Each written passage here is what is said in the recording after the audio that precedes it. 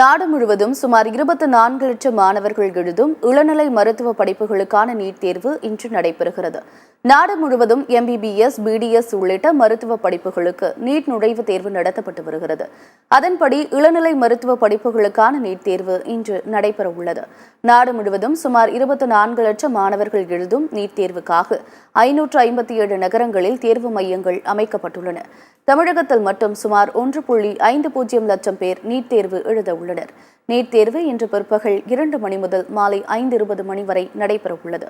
NEET தேர்வு எழுத உள்ள மாணவிகள் 1 மணி நேரத்திற்கு முன்னதாக தேர்வு மையங்களுக்கு வர வேண்டும் என தெரிவிக்கப்பட்டுள்ளது.